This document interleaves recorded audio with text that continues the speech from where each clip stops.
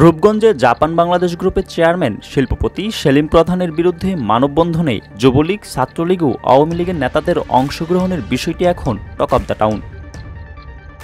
রূপগঞ্জের সাধারণ মানুষের সাথে কথা বলে জানা যায়, ৫ আগস্টের পর থেকে রূপগঞ্জের মূর্তীয়মান আতঙ্ক সাবেক সংসদ সদস্য গোলাম দস্তগীর গাজী ও তার ছেলে পাপ্পা গাজী পালিয়ে যায়, কিন্তু তাদের দোসররা রূপগঞ্জেই অবস্থান করে।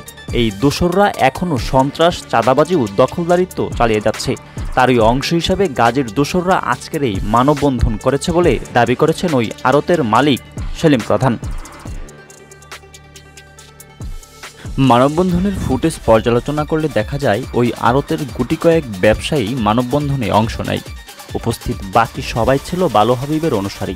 জানা যায়, সেই মানববন্ধনে যুবলীগ নেতা কামরুল ইসলাম, ডাক্তার মুজিবুর রহমান, বালু হাবিবের ভাতিজা আয়ুব, তৃণমূল বিএনপি নেতা আলমগীর হোসেন, আওয়ামী লীগ নেতা মোহাম্মদ মোমেন মিয়া, ফরিদ আহমেদ উপস্থিত ছিলেন। মানববন্ধনে বক্তাদের বক্তব্য বিশ্লেষণ করলে দেখা যায়, ব্যবসায়িক সুরে নয়, তারা কোনো ব্যক্তির বা মহলের স্বার্থ হাসিলে ঝাঁঝালো বক্তব্য দিচ্ছেন। তারা জাপান বাংলাদেশ আড়তের মালিককে গুন্ডা বলছেন, তারা সাজা চাইছেন। বক্তাদের দাবি, সেলিম প্রধান ওই আড়ত দখল করতে চাইছেন।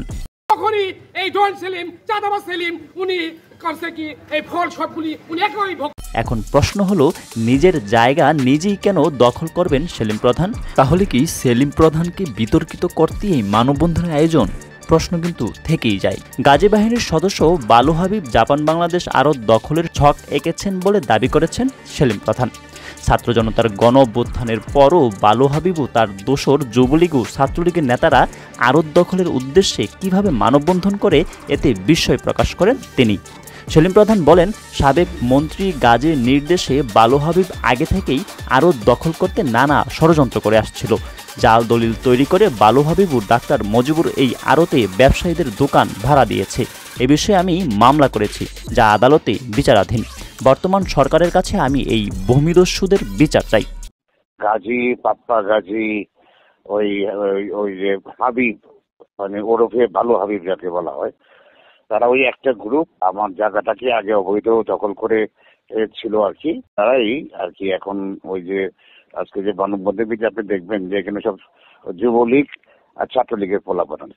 আসলে এটা খুব লজ্জাজনক আর কি। আমরা দেশটা স্বাধীন করছে, আমাদের ছাত্র ও সাধারণ জনগণ সবাই এই জীবন দিয়ে আর কি দেশটাকে যে নতুন করে স্বাধীন করলো আর কি, সেই দেশে এখনো এই ধরনের লোকজনের এটা খুবই লজ্জাজনক আর কি।